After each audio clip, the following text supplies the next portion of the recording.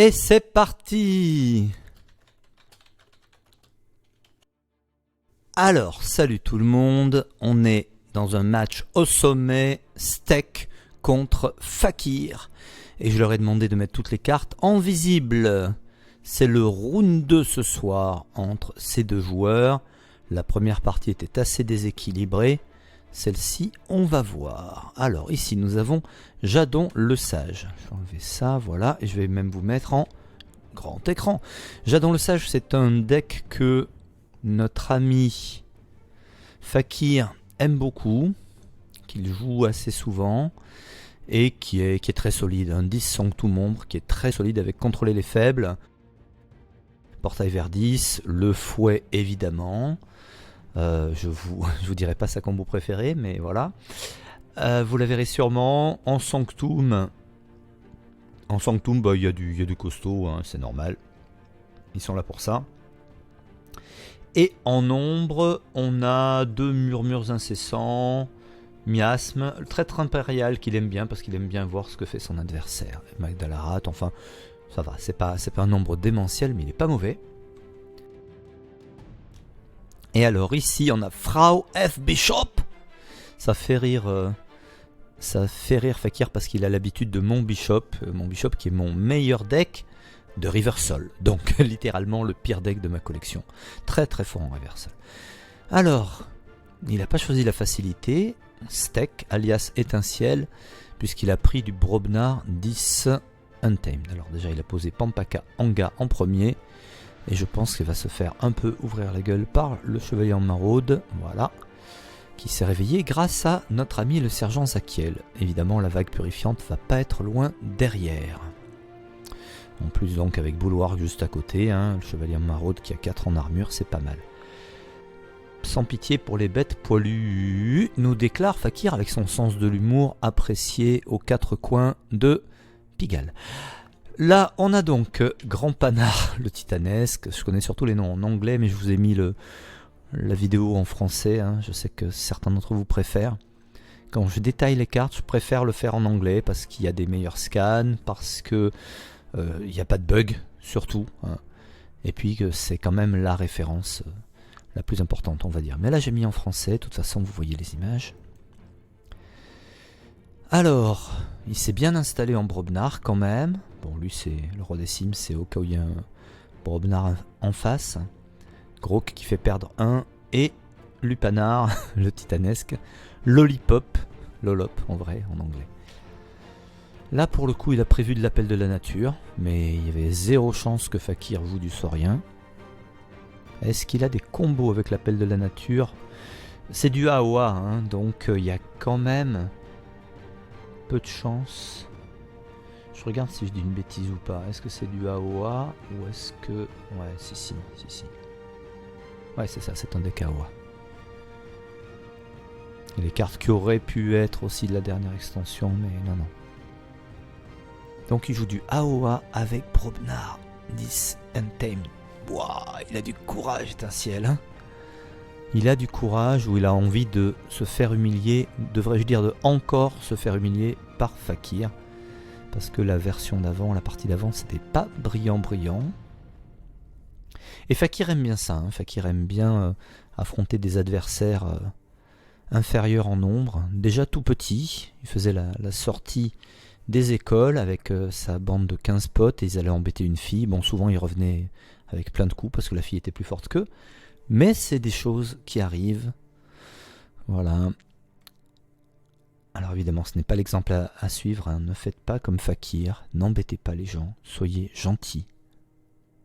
La méchanceté ne mène à rien. Regardez, à son âge, il fait des parties sur The Crucible Online, commenté par moi. Est-ce qu'il peut y avoir pire sort? Bon, revenons un peu à la partie. Alors, il a sacrifié son Lolop contre Bulwark, hein. C'est sûr que Bulwark, c'était un peu ennuyeux, là, à chaque fois. Voilà, et là, il a décidé, mes Brobnar, ils sont là pour control board, je vais control board. Logiquement, je pense qu'il va... Ah, il la stun, donc il va peut-être pas attaquer Sergent Zakiel. Voilà, il choisit de de rip avec Grok, normal. S'il n'avait pas stun, par contre, il serait venu le détruire et lui faire perdre un au passage. Ok. Donc là, on est à 5 ambres contre 3. Une assez jolie main pour Fakir. Il va donc très probablement jouer 10, je pense. Enfin, je vois... Surtout qu'il a ça de poser. Hein. Il peut choisir de péter le sigil pour des stuns Zakiel. Ça dépend combien de créa il lui reste en Sanctum. Ben voilà, c'est ce qu'il a choisi de faire. Je suis pas sûr que c'est le meilleur choix. Mais en même temps, il sait qu'il va pas garder son board très longtemps. Il se dit que c'est peut-être ce qu'il y a de mieux à faire. On lui demandera dans une interview exclusive pour notre célèbre magazine Orpheus Rules. Non, c'est une blague, hein, cherchez pas, il n'y en a pas. Il n'y a pas de magazine, il n'y a pas de blog, il n'y a que cette chaîne vidéo pour l'instant. Enfin, j'ai des blogs. J'ai un excellent blog sur Vampire The Eternal Struggle, le jeu de cartes de vampire. Donc je vous recommande aussi bien le blog que le jeu. Mais pour Keyforge, j'ai préféré faire cette chaîne. En parlant de chaînes, l'enchaînement de folie. Voilà, là on a les chaînes d'Ortanou qui est une carte dont je suis jamais très fan. Parce que voilà, tu la joues, tu fais 2 à une créature alliée. Bon, par contre, évidemment, quand tu les récupères en moisson de Ortanou l'enchaîné, là c'est intéressant, mais limite tu as envie de les discard plutôt que de gagner l'ambre, souvent, et de juste les récupérer après pour les rediscard. Génial. Je trouve que ça n'a pas un tempo de folie, et sinon tu fais 2 à tes créas. Bof. Enfin, à une créa. Exhumation, ok. Et renaissance, dans tous les cas il va pouvoir faire revenir quelqu'un. Je ne sais pas trop qui il a d'intéressant à faire revenir. Peut-être Pampaka selon les situations. Ouais. Peut-être lui. Bon, Three Fates, voilà, il n'y a plus personne. Et il renvoie Charrette pour récupérer 3 ambres. Et au cas où, de toute façon, il avait utilisé le Dreams. Ok, super. Alors, c'est pas super bien parti. Là, il est à 6. Hein. Fakir check à 6. C'est pas super bien parti pour Étincelle. Mais il peut encore s'en sortir. Là, je pense qu'il... Ah bah tiens. Ouais, non, moi, j'aurais pas du tout fait ça. J'aurais pas du tout fait ça. Parce qu'en fait, ouais, c'est pour envoyer... Non, sérieusement. Là, il avait plus de créa, ok. Il avait plus rien sur le board. Donc, il pouvait jouer les chaînes. Il gagne une ambre. Il posait Ortanou. Et avec Exhume, il faisait venir une autre créa 10. Bon, il en avait... il a récupéré en regrowth. Mais il pouvait la jouer de suite, du coup, avec Exhume. Je pense que c'était un meilleur play. Bon, je ne me permettrai pas de juger Étincelle, qui est un très bon joueur. Mais en tout cas, c'est le play que moi j'aurais fait. C'est ça qui m'intéresse. C'est pour ça que je leur ai demandé de mettre les cartes visibles. Et c'est pour ça que je fais cette vidéo. Et si ça vous plaît, que j'en ferai d'autres sur le même modèle. Parce qu'on peut voir les choix des joueurs. Et par moment, on peut se dire, ben moi, j'aurais pas fait ça. Et je pense qu'il y a moyen pour tout le monde d'apprendre. De se dire, ah bah tiens, mais là pour moi, il n'y avait qu'un seul play possible. Il y en a d'autres, en fait, qui étaient possibles. Bon, maintenant, il décide de jouer Ortanou. Et pareil, alors là, c'est une erreur. Là, c'est clairement une erreur. Il faut d'abord jouer les chaînes quand tu n'as personne. Ou alors quand tu as Messenger. Il fait peut-être exprès pour désigner Messenger, pour lui faire des dégâts. Voilà, anguish, je préfère quand même le terme anglais. Cela dit, faire ça à un moment où ton adversaire est à 2. Bon, c'était son plan, hein, visiblement. Voilà, c'était le plan dans la tête tordue de notre ami Steak. Est-ce que ça vaut le coup? Est-ce qu'il pense que Messenger Anguish va être en jeu suffisamment longtemps pour que ces 2 dégâts sur lui comptent? Peut-être, peut-être. En tout cas là il se retrouve à 10. Il se retrouve à 10 parce qu'il était au début du tour déjà à 8. Ouais. Il était à 8 parce qu'il y a eu Minasma, il n'a pas pu donc forger. Et maintenant il est à 10. Donc au niveau ambre, ils sont très très proches. Par contre, au niveau tempo, Fakir est largement devant. Alors, est-ce qu'il va faire le choix de jouer Sanctum, dont il a une main pleine, ou Shadows? Il a une créature Shadows en main, qui peut voler 2, qui pourra protéger avec le double ténébreux, et il peut voler 1 aussi. Ouais, ok. Bah, dans tous les cas, ça c'est à peu près... Ouais, ok. Non, ça se défend. C'est pas le choix qui me serait venu, justement parce que Fakir me recommande souvent de plutôt avancer que retarder l'adversaire. Cela dit, là il lui prend 3, il augmente le coût de ses clés de 3, mais en attendant il a posé qu'une créa, il en a fait agir 0. Donc ça se défend, ouais, il dit lui-même, hein, pas forcément une bonne idée que j'ai eue là. Je pense que c'était pas bon niveau tempo. Franchement j'adore ça, je ne l'ai jamais fait, j'ai jamais autant assisté à ce que faisaient d'autres joueurs en voyant leurs mains, et des joueurs de qualité en plus, à part Fakir. Donc je trouve ça vraiment super instructif, super intéressant, parce que une impression qu'on peut avoir à Keyforge souvent, c'est bah j'ai qu'une seule possibilité. On sent que quand même c'est ouvert, mais on ne sait pas à quel point, hein. Et c'est justement ce que j'ai détesté. Par exemple, j'ai joué un moment à Hearthstone, comme beaucoup d'entre nous. J'avais un peu perfait, mais au bout d'un moment j'en ai eu marre, parce que grosso modo on joue les cartes qu'on vient de tirer, et puis la différence de play entre un bon joueur et un joueur hyper compétitif, ça va être du 20% de win rate, c'est déjà beaucoup, et pour obtenir, des fois c'est 10, hein, et pour obtenir cette différence de win rate, il faut se taper des milliards de vidéos. C'est plus un jeu de metagaming, c'est ce qui m'a pas plu. Et ce qui me plaît dans Keyforge, entre autres, hein, il y a plein de choses qui me plaisent. Il y en a qui me plaisent un peu moins, on en parlera peut-être un jour. Ah oui, Imperial Traitor est toujours buggé, donc on va demander à Steak de montrer ses cartes. À la main, voilà, puisque normalement avec Imperial Traitor on doit les voir. Donc je disais, ce que j'aime beaucoup avec Keyforge, c'est que j'ai cette sensation que vu la contrainte de ne jouer qu'une seule maison, on a vraiment des choix dans les plays.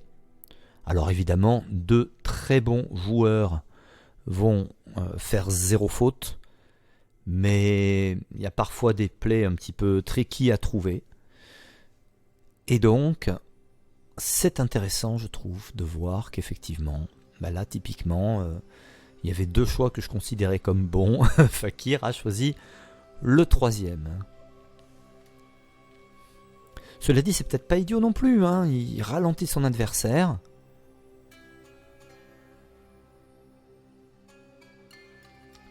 Voilà, Steak est gentil, et puis c'est qu'il est filmé. Donc il nous dit sa main, qui est effectivement Mimicry, Tantadine de Squitch, Amber Imp, Banish et notre ami Groggins. Alors j'aurais pu le faire moi, mais déjà je suis pas vraiment arbitre de cette partie, hein, plus spectateur, gros voyeur. Et puis j'ai le micro entre l'écran et moi, ça aurait pas forcément été super commode.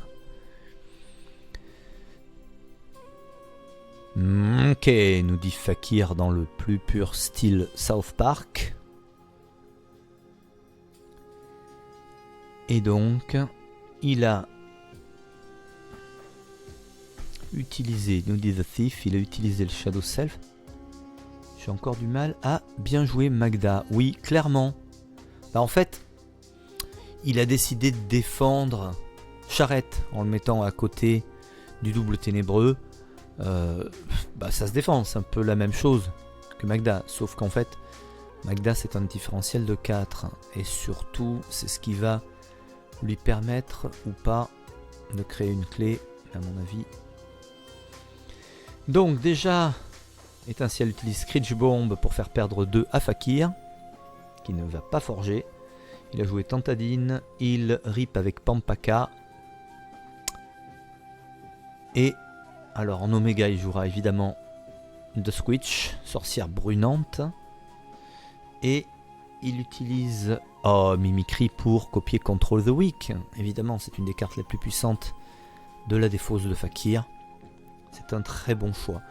Mimicry est une excellente carte. Je pense que pour être équilibrée, il faudrait qu'elle se... Alors, soit qu'elle se purge, soit qu'elle purge la carte utilisée, mais là c'est moche, parce que c'est chez l'adversaire.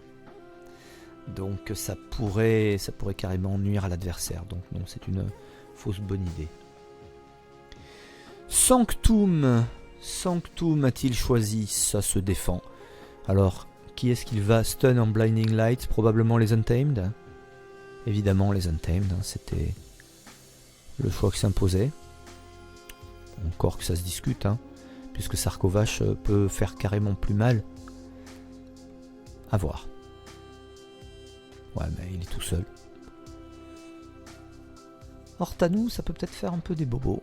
Ah oui, et n'oublions pas, du coup, il s'est pas encore occupé de mes seniors. Donc pour l'instant, ces clés coûtent plus 2. C'est probablement pour ça qu'il a fait appel à des Sanctum. Je suis pas sûr que la solution soit très bonne. Alors évidemment, il a le portail. Par contre, dans ce deck, il n'a pas de Rise. Et si il détruit ses créas, il fait quand même un cadeau assez énorme à son adversaire. Il fait un cadeau de 7 ambres. Donc il lui permet de forger easy, voire d'en forger 2. Donc je pense que ça va pas être pour tout de suite le portail Verdis. Il va probablement le jouer que si sa charrette est tuée ou des trucs comme ça. Brobnar. Kofine.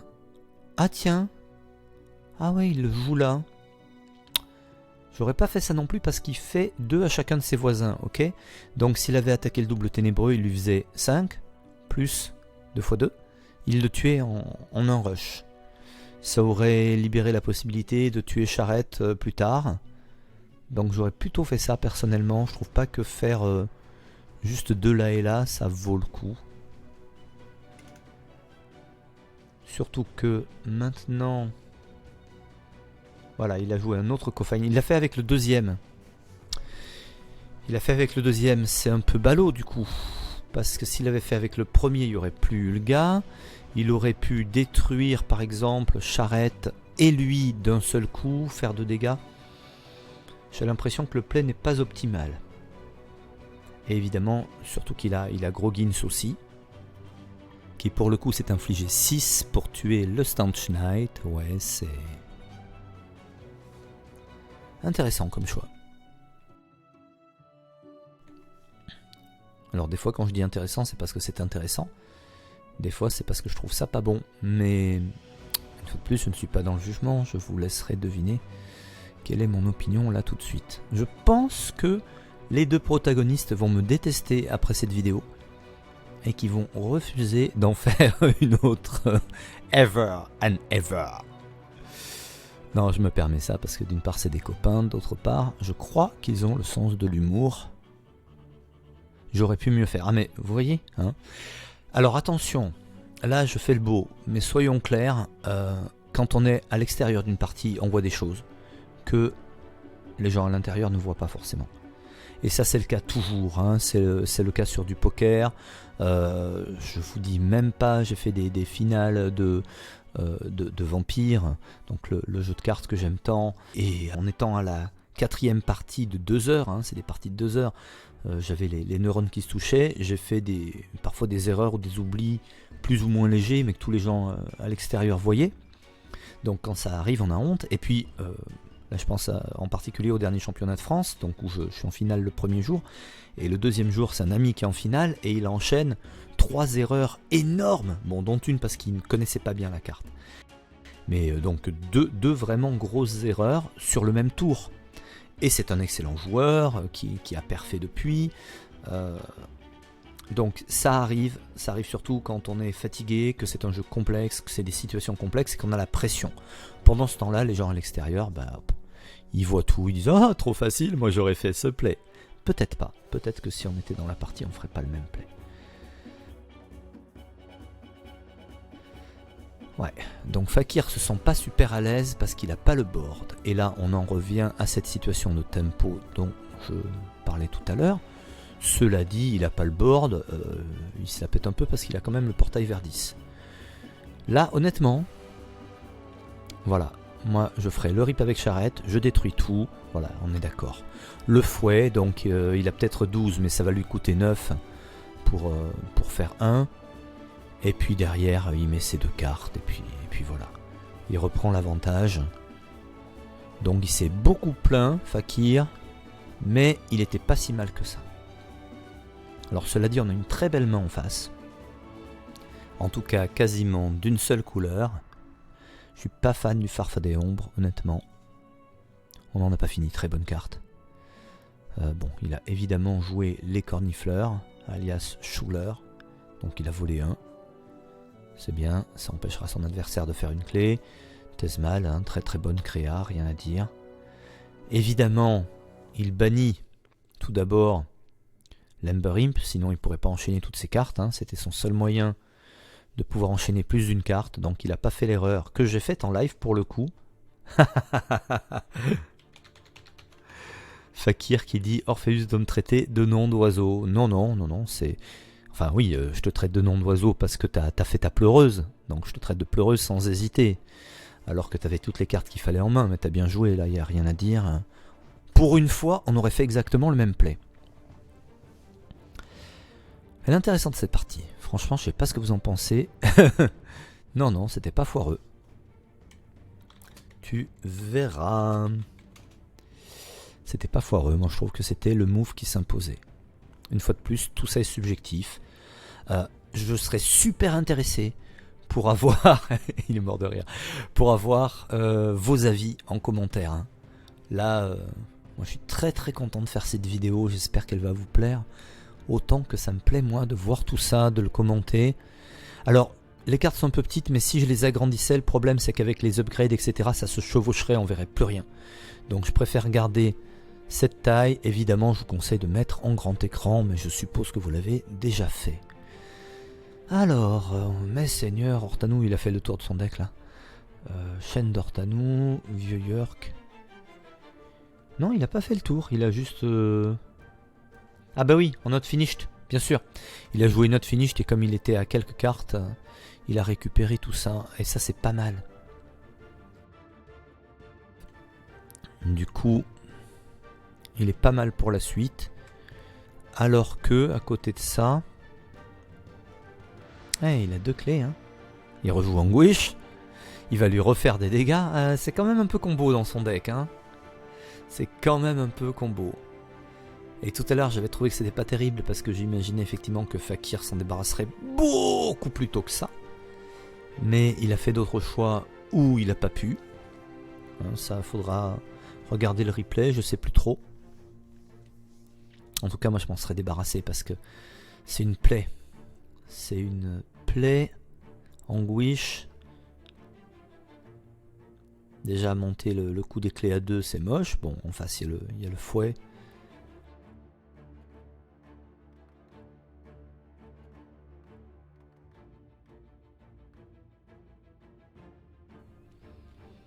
Voilà. Schuler qui a tué The Terror. Et Hortanou qui rip mais qui ne peut pas récupérer de chaîne puisqu'il n'y en a plus dans sa discard.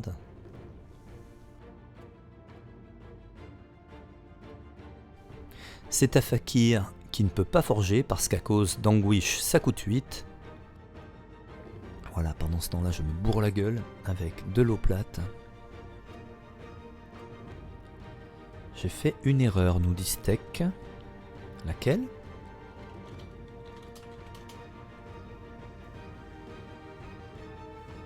Je serais intéressé de savoir ce qu'il estime avoir mal fait. Je ne sais pas si vous avez repéré, vous, une erreur.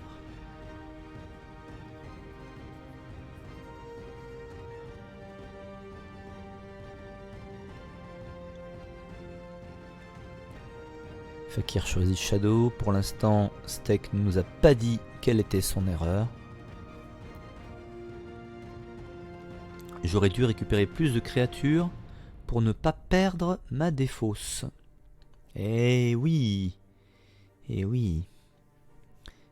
D'accord, quand il a fait son Not Finish With You, j'ai pas regardé le détail de ce qu'il a récupéré. Vous pourrez le voir vous, probablement. Mais il n'a pas tout repris. Et du coup, il n'a plus de défausse. C'est pas forcément grave, il a une main qui est au top là. J'aime beaucoup l'Alcine Sélénite, le Moon Cursor. Je me demande où ils ont été pêchés ce nom. Il est pas vilain. C'est intéressant, mais il tombe un peu de l'espace. Allez, on commence par Nature's Call, parce que Moon Cursor, évidemment, il n'a pas envie de le voir. Je comprends parfaitement. Ah, là, les clés coûtent plus 5. Enfin bon, en même temps, hein, c'est facile pour Fakir de le tuer, mais là, au niveau tempo, il est en train de perdre. Bon, ça va, il n'a pas trop de retard. Il n'a pas trop de retard. Donc, soit il prend Shadows et il tue enfin mes seniors. Ouais, ça c'est tentant quand même. Hein. Gagner 4, c'est tentant. Et du coup, il sacrifierait Sekis en venant le rush avec Sergent Zakiel. C'est une possibilité aussi. Parce que s'il joue 2 créas, ensuite sa poignée d'élus lui rapportera moins. Voilà, hein, c'est un choix qui se comprend complètement. Là, il passe à 11. Et par contre, ouais, là, je pense qu'il faut absolument... Alors, attention, il est à plus 2. Ouais, raison de plus pour le buter. Tant pis, tu sacrifies le Sekis, mais tu y vas. Voilà, on est bien d'accord. On est bien d'accord. Et là, il reprend l'avantage, même si là, il traîne un peu au niveau tempo et au niveau board. Mais ça me paraît pas dramatique. Là, de base, je donnerais la partie à Fakir. Cela dit, on a mimétisme, on a renaissance. Pandemonium, banishment. Il a choisi de jouer Untamed. Il va récupérer une carte, il récupère Nature's Call. Haha, c'est moche. C'est très moche. Cela dit, est-ce que c'est une bonne idée? Parce que renvoyer Zakiel dans la main de Fakir, c'est lui permettre de refaire une attaque. Donc il a repris en main, mais c'est pas sûr qu'il s'en serve tout de suite. Il a utilisé Tantadine pour virer Emberim des archives. Il rip avec Pampaka. Bon, il va sûrement faire un regrowth. Hein, bah oui. Il faut le récupérer, c'est lui qui donne du tempo. Même si au tour d'après, joli, il a copié un miasme. Là, il faut absolument faire le regrowth. Voilà, et récupérer. Bah, de toute façon, il n'y avait que ça dans sa défausse. Hein. Il a récupéré mes seniors. Est-ce qu'il pourra encore lui faire des dégâts? Ben oui. Oui, puisque en plus, il va pouvoir capturer un Pandemonium. Ah, ça, je l'aurais pas fait. Parce que justement, ouais, c'est pour récupérer Glimmer. Il veut pouvoir rejouer Glimmer. Ça lui permet de récupérer, d'avoir ça en boucle, par exemple, et de rien laisser à son adversaire. D'un autre côté, il était non blessé.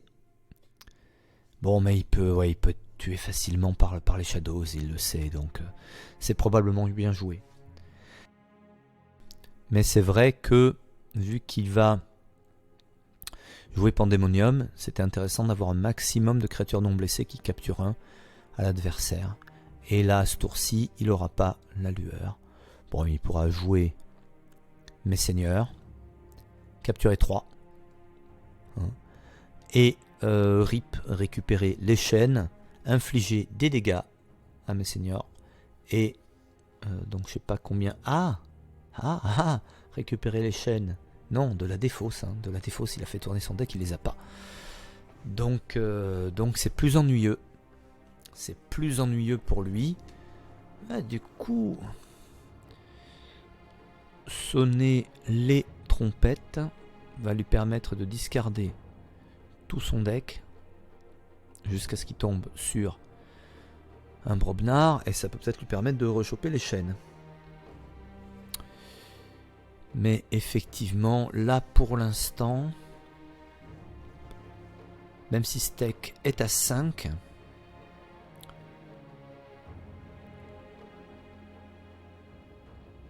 ouais, je sais pas trop ce qu'il va faire là, parce que l'idéal ça serait pour Fakir de pouvoir voler un assez rapidement, mais là de suite il ne peut pas, puisqu'il faut tuer bien sûr la créature en murmure.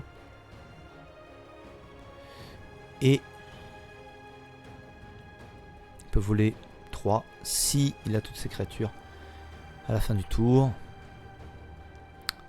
Voler 3 en sacrifiant un des siens, hein. Sauf évidemment si Steak joue Glimmer. Il y a des chances qu'il joue Glimmer. Il irait récupérer quoi? Hein? Fakir joue Relentless.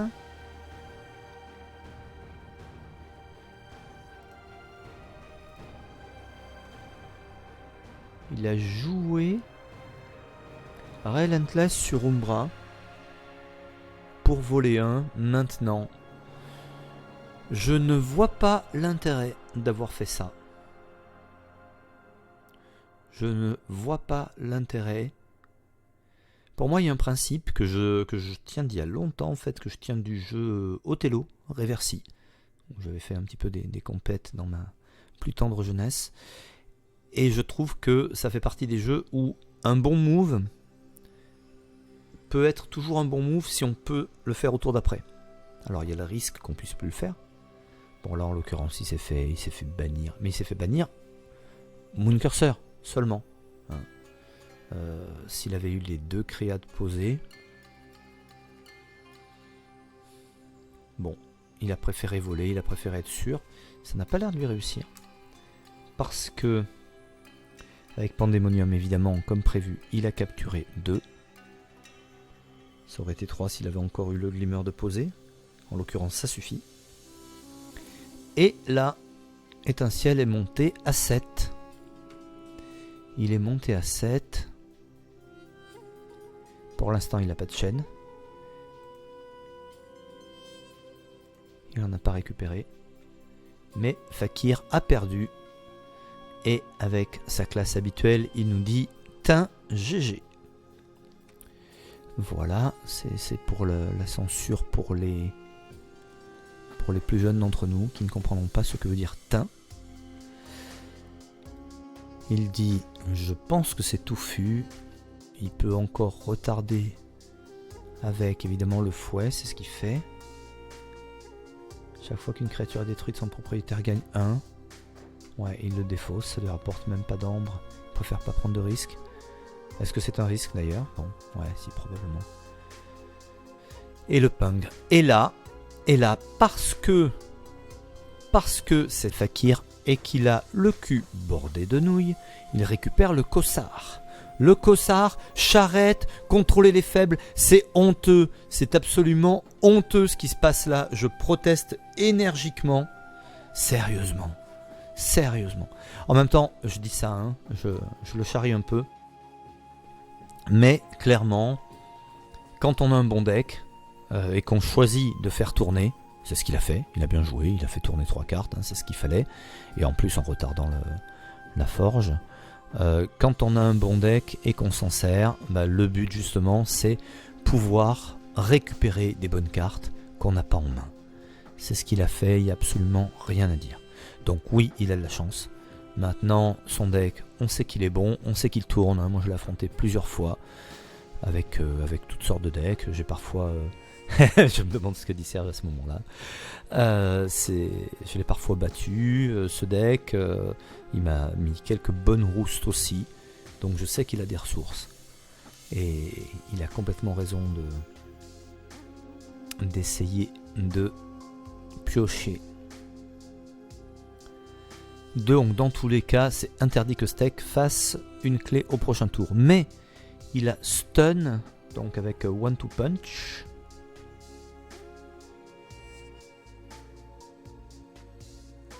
Il a stun Gabos Longarms, donc il va juste pouvoir rip et renvoyer probablement Pampaka dans sa main.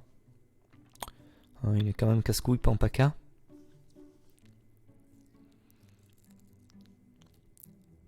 Enfin ça dépend de comment il va choisir de jouer son contrôle et les faibles. Est-ce qu'il va aussi mettre tous ses œufs dans le même panier, ou est-ce qu'il va d'abord, parce qu'il peut, hein, c'est 7, est-ce qu'il va d'abord capturer 3 avec charrette? Il peut même garder, c'est encore pire que ça, il peut garder le cossard, augmenter le coût, et capturer 3 avec charrette, contrôler les faibles, et ne jouer le cossard que plus tard, pour gagner un tour de plus. C'est ce que je ferai. C'est ce que je ferai, et il connaît son deck bien mieux que moi, donc je pense qu'il va le faire sans aucune hésitation. À côté de ça, ses propres clés coûtent 2 de plus. Ouais, c'est ce que je disais, hein, il a fait remonter Pampaka. Selon ce qu'il contrôle, il pourra peut-être faire remonter. Bah, au tour d'après, il faut clairement faut tuer cette merde, quoi. Lui, il faut le tuer. Il faut venir avec Gabos, s'il n'est pas encore stun ou s'il n'est pas tué. Il faut venir affronter Tantadine, comme ça il prendra que 2 dégâts. Et il peut par contre faire 5 dégâts. Ah, putain, j'aime pas ce nom, mes seigneurs, par contre. Hein. Donc, à Anguish. Et ben en fait, je pense que la partie est pour Fakir. Et c'est ce qui m'est arrivé plusieurs fois contre lui, hein, contre Jadon le Sage. C'est que c'est un deck qui peut revenir de loin à cause du Cossard. Hein. Et comme, en plus, il me semblait qu'il avait un Rise. C'est pas dans celui-là du coup. Parce qu'il y a un deck avec lequel il m'a souvent fait la combo. Je récupère Cossard en un Rise et je le joue à la dernière seconde. Ou alors je confonds.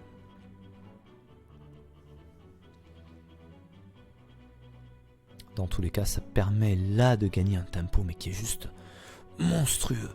Alors après, est-ce que Étincelle, sachant qu'il y avait Cossard dans le deck, aurait pu rester juste à 6 pour éviter? Ben non, parce qu'il y a le fouet, quoi. C'est quand même... Là, il y a un setup qui est très très largement en faveur. Qu'est-ce qui se passe là? Voilà, on est revenu.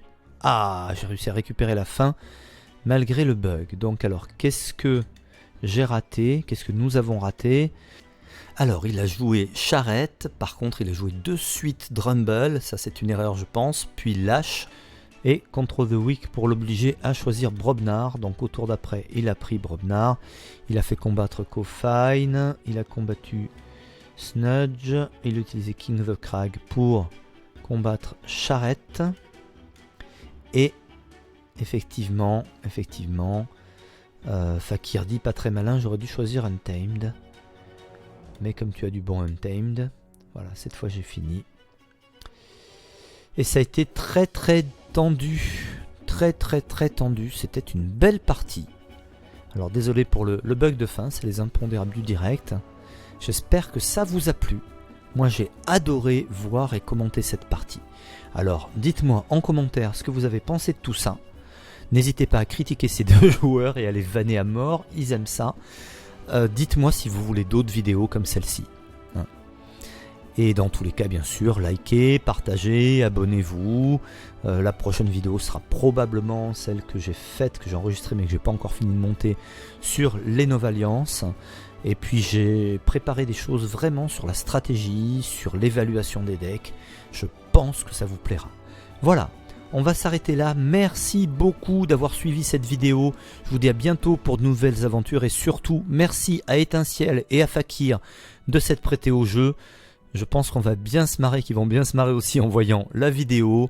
C'est deux excellents joueurs et là ils ont été très fair-play de me permettre de filmer ça. Voilà, à bientôt pour de nouvelles aventures et de nouvelles clés. Ciao, ciao tout le monde.